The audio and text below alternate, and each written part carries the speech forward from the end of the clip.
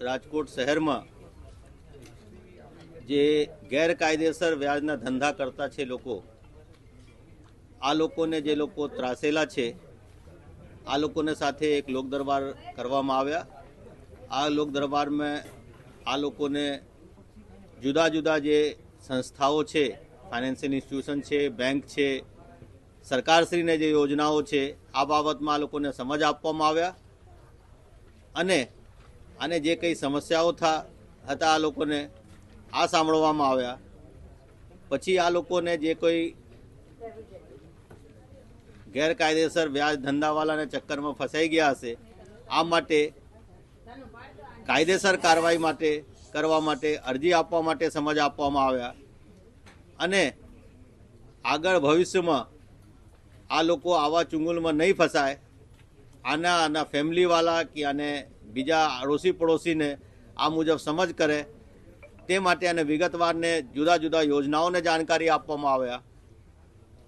અને હું ઈચ્છું કે આથી આ લોકોને તો ફાયદા થશે અને આજુબાજુ બીજા જે લોકો છે આ લોકોને પણ ફાયદા થશે અને આગળ આ જે દૂષણ છે આમાં આપણે કંટ્રોલ કરી શકશું। સર, કાયદાકીય આટીઘૂટીના કારણે અનેકવાર પીડિતોને ન્યાય નથી મળતો, કારણ કે એડવાન્સ ચેક લઈ લેવા, લખાણ કરી દેવા, આ બધા ઇસ્યુ ઘણા બધા આવશે, તો કાયદાકીય રીતે પોલીસ કઈ રીતે એમને મદદ કરશે? પોલીસ જે છે આ કાયદાથી બંધાયેલા છે। કાયદામાં જે જોગવાઈ છે આ મુજબ જો કોઈ જે ગુજરાત મની લેન્ડિંગ એક્ટ છે આનેથી ઉપર વ્યાજ લેતા હોય, આને પાસે રજિસ્ટ્રેશન કરાવેલા નહીં હોય અને આ લોકો વ્યાજના ધંધા કરતા હોય તો આને ઉપર આપણે ગુનો દાખલ કરી શકશું। ગુનો દાખલ કર્યા બાદ આને અટક કરવાનું, ચાર્જશીટ કરવાનું, આ બધા કાર્યવાહી આપણે કરી શકીએ છીએ। અમુક કેસોમાં પછી માણસો આવી રીતે ફસાઈ જાય છે કે બાકી બધા આને પાસે હોય, લેકિન આ લોકો સામેથી કંઈ આવા આપી દીધા હોય જેમાં પછી આપણે મદદ નથી કરી શકતા બધા। તો આમાં લીગલ શું છે પોઝિશન, આમાં લોયરની જો સલાહની જરૂર હશે તો આ લઈને પછી આપણે આને સહકાર આપી શકશું, જો કે આને સલાહ આપી શકશું। લેકિન પોલીસ જે છે આમાં જો કાયદેકીય રીતે ગુનો બનતા હશે તો ગુનો દાખલ કરીને આને ફરિયાદને ઉપરથી આને અટક કરવાનું અને ચાર્જશીટ કરવાનું, આ કાર્યવાહી પોલીસમાં થશે।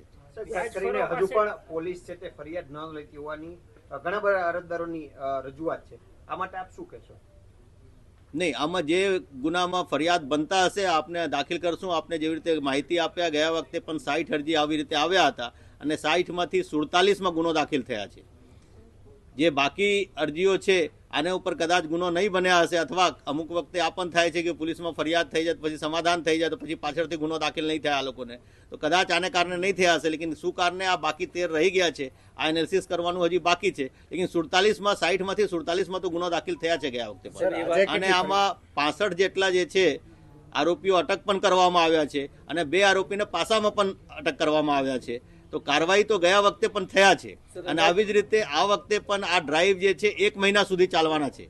પૂરા જુલાઈ માસમાં ડ્રાઈવ ચાલશે અને આમાં જેટલા અરજીઓ આવશે પછી આને આપણે એનાલિસિસ કરશું કે આમાંથી કેટલાને ગુનો દાખલ થયા અને કેટલાને નથી થયા તો શું કારણસર નથી થયા, પછી આપણે આના ઉપરથી નિષ્કર્ષમાં આવશું। સર, આપણે ગુનો નોંધ્યો પછી વ્યાજખોર શું કરે છે પાછો છૂટ્યા પછી, એ કોઈ વખત તપાસ કે આપણે કોઈ વખત એવું કરીએ છીએ કે જરૂરી બની જાય?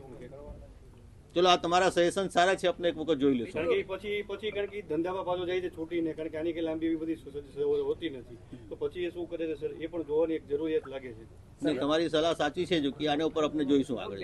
વ્યાજખોરો પાસે આવકના સાધન નથી હોતા, એની પાસે જે નાણાં હોય છે એ રાજકીય નેતાઓના ફેરવતા હોય છે, આવા કિસ્સાઓમાં પણ અરજી થાય છે પણ કાર્યવાહી નથી થતી, એના વિશે નહીં, આપણે તો જે ભાઈ કાર્યવાહી કરે છે, જે વ્યાજ ઉપર ધંધો કરે છે, આપણે આને ઉપર સુધી જઈ શકીએ। આને ઉપરથી આગળ જવા માટે હવે કોના નાણાં છે નહીં છે આ માટે જો કંઈ લિંક મળે તો જ થાય। મોટા ભાગે આમાં વ્યાજખોરીમાં થાય શું છે કે આ ઓફિશિયલ નથી હોતા, જેવી રીતે અમે વાત કર્યા કે ચેકથી આ પેમેન્ટ નથી થતા, રોકડામાં થાય છે।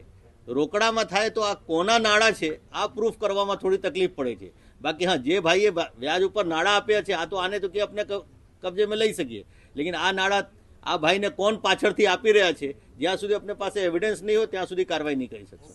સર, રાજકોટમાં સાહેબ કેટલા લોકો પાસે લાયસન્સ છે આ ધિરાણ કરી શકે એવું વ્યક્તિગત રીતે સાહુકાર, એનું કોઈ આપણે આંકડો મેળવ્યો હોય અને આજે ટોટલ કેટલી ફરિયાદો આપણી પાસે નોંધાય?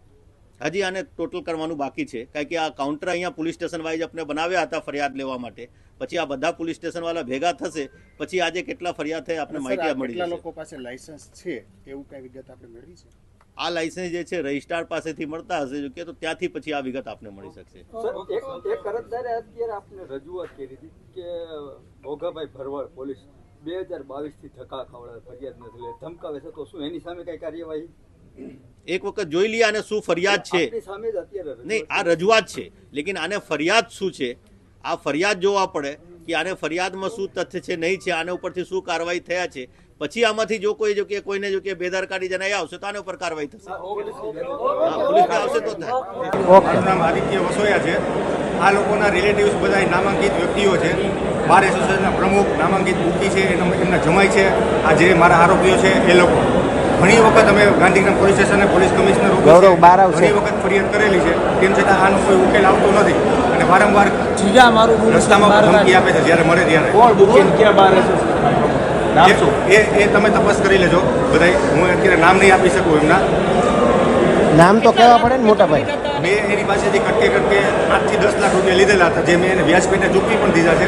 પણ તેમ છતાં અલગ અલગ નામના મારી પાસે 5 લખાણ કરાવી લીધેલા છે, 11 કોરા ચેક પડાવી લીધેલા છે અને 66 લાખ રૂપિયાની હજી ઉઘરાણી કરે છે મારી પાસે. ક્યાં બુકી છે એ તો કહેશો?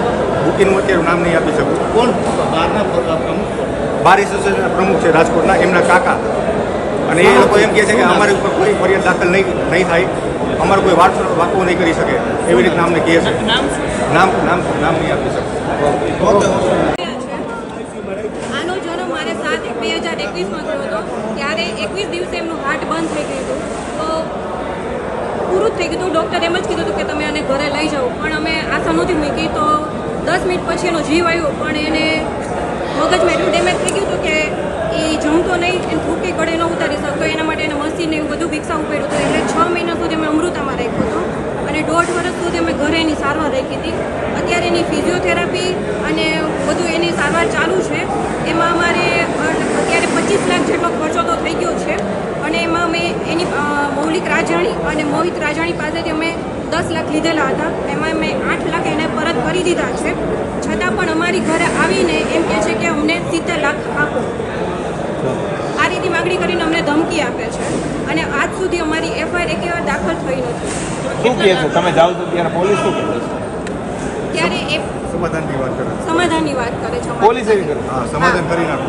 કારણ કે એની સાથે નામાંકિત વ્યક્તિઓ છે જેથી અમારે એફઆઈઆર દાખલ થતી. બાર એસોસિએશનના પ્રમુખ છે, નામાંકિત બુકીના જમાઈ છે. પણ તમે બોલો ને મોટા દાખલ બોલાવને પહેલેથી. એ વખતે મારા પુત્ર આદિત્ય કુમારના મિત્ર મૌલિકભાઈ